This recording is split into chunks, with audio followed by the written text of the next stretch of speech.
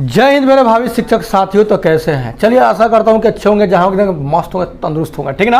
आज के हम इस वीडियो में 50 MCQ करवाने वाले हैं पॉलिटिकल साइंस से, ठीक ना। तब बने रहिए, 10 से 15 मिनट का वीडियो रहेगा, फील्ड छोड़ के भागेगा मत।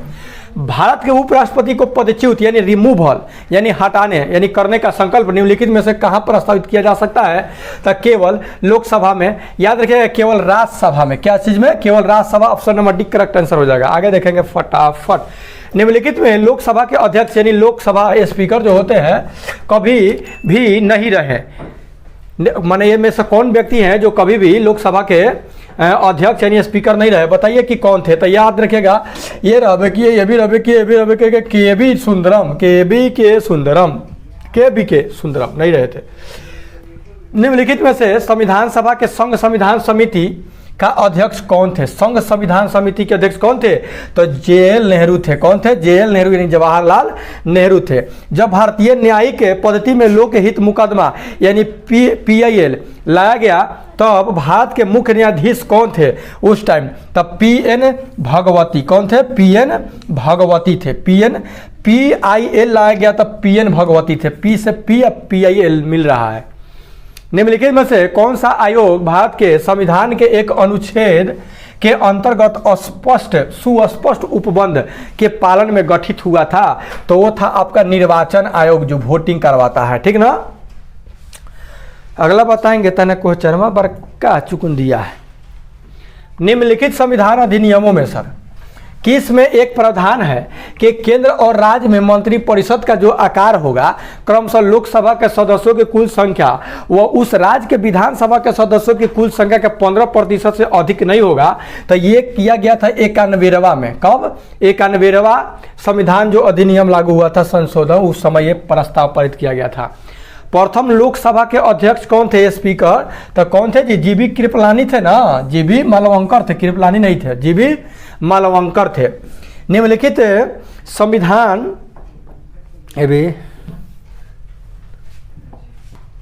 निम्नलिखित संविधान संशोधन अधिनियमों में से किस एक के अंतर्गत भारत के संविधान के 8वीं अनुसूची में 4 भाषाएं जोड़ी गई, जिसमें से उनकी संख्या बढ़कर 22 हो गई, ठीक है ना। पहले 18 को था तो 4 को जोड़ करके को पूरा दिया गया, 22 को पूरा दिया गया। 90वां 91वां, आगे देखेंगे 92वां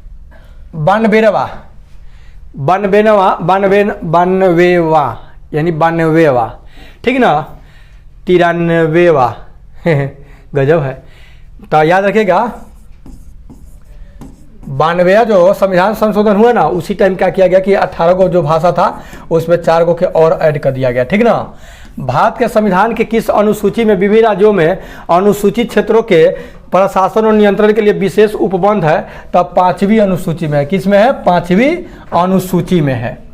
भारत के कितने उच्च न्यायालयों की अधिकारिता में एक से अधिक राज्य है यानी संघ राज्य क्षेत्र शामिल नहीं है? तो वो है आपका 3 गो है। कौ है? 3। Option number B. यदि पंचायत भंग होती है तो किस अवधि के अंतर्गत निर्वाचन होगा? कितना? तो 6 महीना के अंदर वोटिंग फिर हो जाना चाहिए अगर निरस्त हो रहा है तो। यह कौन सुनिश्चित करता है कि भारत को संचित निधि से कोई भी धन संसद की स्वीकृति के बिना खर्च न किया जाए? जो संचित निधि होता है, संचित कोष, उसमें जो रुपया पैसा माल ताल जो रहता है, किसके आज्ञा के बिना खर्च नहीं कर सकते हैं? तब भारत के नियंत्रण के महालेखक परीक्षक के स्वीकृति के बिना आप उसको खर्च नहीं कर सकते हैं। भारत में शून्यकाल में संसद के हस्तक्षेप की प्रथा का प्रारंभ कब हुआ था? तो शून्यकाल जो 1962 ईस्वी में। शून्यकाल मतलब कि जब नाश्ता पानी लोग करे चल जालन। मौलिक अधिकारों के अंतर्गत कौन सा अनुच्छेद बच्चों के शोषण से संबंधित है? तो अनुच्छेद 24 जो है बच्चों के शोषण से संबंधित है। लड़का के काम करवा रहे हैं तो आप पर मुकदमा चलेगा। भारत के किसी राज्य में विधान परिषद 14 वर्ष से कम के भारत के किसी राज्य में विधान परिषद का सृजन अथवा समाप्ति की जा सकती है? तो जानते हैं राज्य विधानसभा के तत्व संबंधित संकल्प के पारित करने पर संसद के द्वारा क्या किया जा सकता है कि इसको समाप्त किया जा सकता है। भारतीय राष्ट्रपति के रिक्त पद, जो खाली पद होगा उसको भर दिया जाना चाहिए, 6 महीना के अंदर में भर देना चाहिए। कोई भी पद अगर खाली है तो 6 महीने के अंदर चुनाव करवा के भर देना पड़ेगा। केंद्र तथा राज्यों के विवादों का समाधान करना भारतीय सर्वोच्च न्यायालय के यानी सुप्रीम कोर्ट के जिस क्षेत्र अधिकार के अंतर्गत आता है वह क्षेत्र कौन है? तो वो प्रारंभिक क्षेत्र है। कौन क्षेत्र है? प्रारंभिक क्षेत्र। विधि के प्रश्न पर भारतीय सर्वोच्च न्यायालय से परामर्श लेने का अधिकार किसको है? कोई भी नियम कानून पर होगा तो सर्वोच्च न्यायालय को परामर्श लेने का अधिकार तो राष्ट्रपति से लेगा। सर्वोच्च न्यायालय से बढ़कर राष्ट्रपति। निम्नलिखित राज्यों में से कौन सा एक विधानसभा के लिए 2 महिला सदस्यों को मनोनीत कर सकता है? तो जम्मू और कश्मीर। अब तो हटिए जाती कह सके एक बात अलग हो गई है। निम्नलिखित कथनों में से कौन सा कथन सही है? कौन सा कथन सही है? भारतीय संविधान अध्यात्मक है? नहीं भैया, भारत एक नाम मात्र का राजतंत्र है। राज नाम मात्र के है, कुछ खुर खर करके तो देखा था, कैसे पता चल जाएगा कि नाम मात्र के क्या है? भारत एक कुलीन पंथ है, कुलीन तंत्र है। कुलीन तंत्र कहाँ से है? लेकिन लोग बना के रखता है वो अलग बात है। भारत एक संसदनात्मक प्रजातंत्र है। चलिए ये है, लेकिन कहने का मतलब हमें लगे तो वो सब सही हवा, यह गलती हवा का ये देखा जाए तो। लेकिन संविधान के अनुसार तो चारे होगा। भारतीय राष्ट्रपति यानी राष्ट्रपति पद्धति में समस्त कार्यपालिका की शक्तियाँ निहित होती है। काची में निहित होती है? तो राष्ट्रपति में होती है। कोनो के फांसियों लागे के कोर्ट सुना दिया होगा सुप्रीम कोर्ट आदेश ना, तो राष्ट्रपति उसको चाहेगा तो रोक देगा। प्रथम स्पीकर जिसके खिलाफ लोकसभा में अविश्वास प्रस्ताव वोट ऑफ नॉन कॉन्फिडेंस लाया गया था वो कौन थे? तो जीबी मालवंकर थे। अगला है, निम्नलिखित में से कौन लोकसभा तथा राज्यसभा के संयुक्त अधिवेशन के सभापतित्व करता है? ठीक ना, तो स्पीकर यानी जो अध्यक्ष होता है। भारत में त्रिस्तरीय पंचायती जो राजतंत्र है उसकी सिफारिश की थी, कौन किया था? तो कौन किया था जी? बलवंत राय मेहता समिति। बलवंत राय मेहता समिति के आधार पर ही त्रिस्तरीय पंचायती राजतंत्र का शुरुआत हुआ था। इनमें से कौन राज्य के नीति निर्देशक सिद्धांतों में सम्मिलित नहीं है? नीति निर्देशक सिद्धांतों में नहीं है तो कौन नहीं है? तो सूचना का अधिकार जो है नीति निर्देशक में शामिल नहीं है। निम्नलिखित में से कौन सा एक व्यय भारत की संचित निधि पर भारित नहीं है? तो वो है आपका भारत के उपराष्ट्रपति का वेतन तथा भत्ता। ये जो है संचित निधि पर भारित नहीं है, संचित निधि पर यह आधारित नहीं है।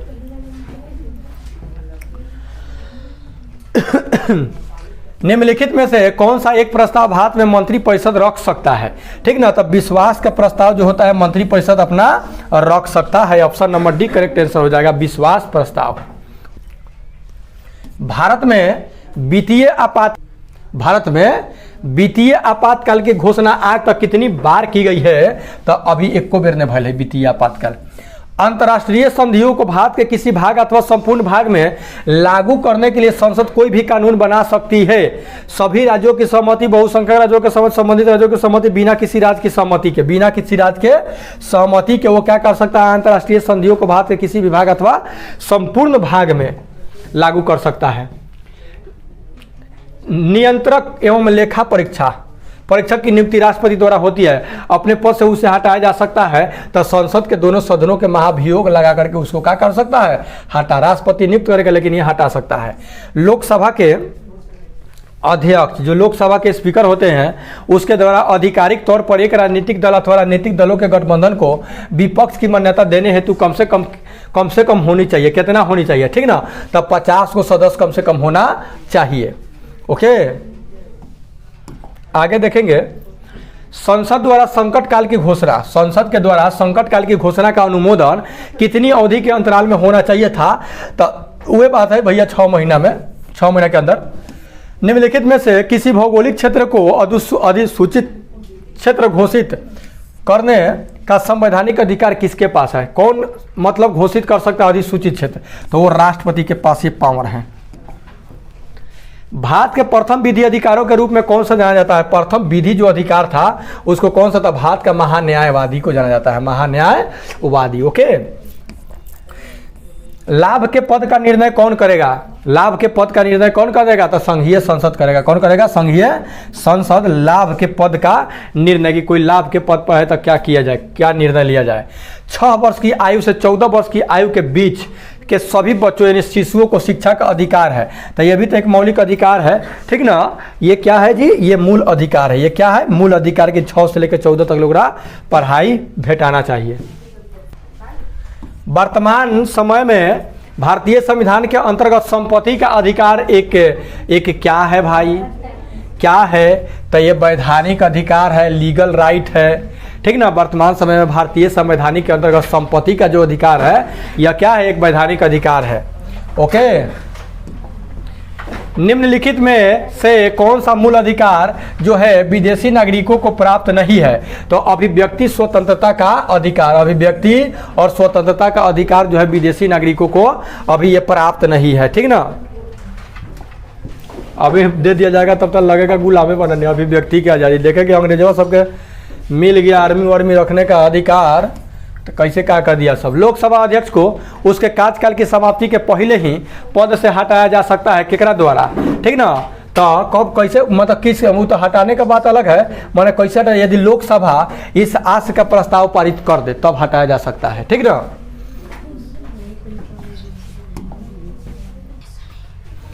केंद्रीय कर्मचारियों के वेतन पुनरीक्षण हेतु सिफारिश देने के लिए 6ठे वेतन आयोग के अध्यक्ष है, 6ठे वेतन BN कृष्णा। कौन, BN कृष्णा है, ठीक ना। पढ़ाई लिखाई सब बेकार है। निम्नलिखित में कौन सा राज्य का सबसे महत्वपूर्ण तत्व है, सबसे महत्वपूर्ण तत्व जो है ना संप्रभुत्ता है, संप्रभुत्ता। हम भारत के लोग ये कहती में प्रस्तावने में है, हम भारत के लोग भारत को एक संप्रभुत्ता, धर्मनिरपेक्ष। संविधान के प्रथम अनुच्छेद के अनुसार भारत क्या है, तो राज्यों का एक यूनियन है। राज्यों का क्या है, एक यूनियन है। ये नहीं कि मतलब राज्य मिला हुआ है ना जी। भारत में पहली बार लोक सेवा आयोग की स्थापना जिस अधिनियम द्वारा हुई थी वह कौन सा अधिनियम था, तो गवर्नमेंट ऑफ इंडिया एक्ट 1919 था। कौन था, government of India act 1919। Jammu एवं कश्मीर के मुख्यमंत्री की कार्य अवधि होती है, कितना दिन का होता है, तो ये पहले बात था, ठीक ना जी। अब तो नहीं चलेगा, 6 वर्ष का था जम्मू और कश्मीर के मुख्यमंत्री की कार्य अवधि। अब तो वो सब नियम कानून हट गया, इस क्वेश्चन को हटा के चलिए आगे देखिएगा। भारतीय संविधान का कौन सा भाग संविधान की आत्मा, अरे बाप, संविधान की आत्मा कहा जाता है, बताइए। तो आत्मा कौन है भाई, सोल। तो आत्मा कौन है आपका क्या है भाई, संविधान उपचारों का अधिकार। संविधान, भारतीय संविधान का कौन सा भाग की बात कर रहा है, आत्मा। तो संवैधानिक उपचारों का अधिकार आत्मा है। संविधान का आत्मा कौन है, तो प्रस्तावना है। ओके, देखेंगे भारतीय संविधान के किस अनुच्छेद के अंतर्गत राष्ट्रपति को अधिकार है कि वह किसी बिल पर अपनी अनुमति रोक ले। तो जानते हैं अनुच्छेद 111 के अंतर्गत है, आर्टिकल 1 भारत का सर्वोच्च न्यायालय सुप्रीम कोर्ट एक अभिलेख न्यायालय यानी कोर्ट ऑफ रिकॉर्ड है। इसका आशय क्या है, तो इसका आशय यही ना, रिकॉर्ड, कोर्ट ऑफ रिकॉर्ड है, ठीक ना। मतलब समझ रहे हैं, भारत संविधान की रक्षा करने वाला कौन है, सुप्रीम कोर्ट ना है।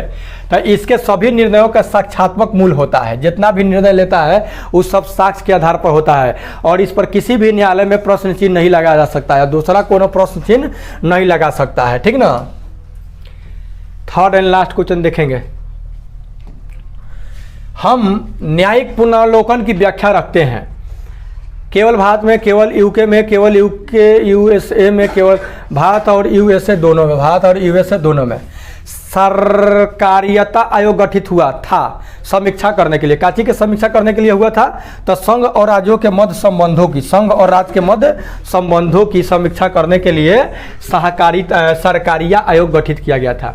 लास्ट क्वेश्चन देखेंगे। भारत के जो उपराष्ट्रपति होते हैं, भारत के उपराष्ट्रपति वो होते हैं, निर्वाचित होते हैं, मतलब भारत के उपराष्ट्रपति को निर्वाचित कौन करता है, तो संसद के दोनों सदनों, उच्च सदन और निम्न सदन, ये दोनों सदन के सदस्य जो होते हैं वही उपराष्ट्रपति को क्या करते हैं, नियुक्त करते हैं। वर्तमान में उपराष्ट्रपति कौन है, जगदीप धनखड़।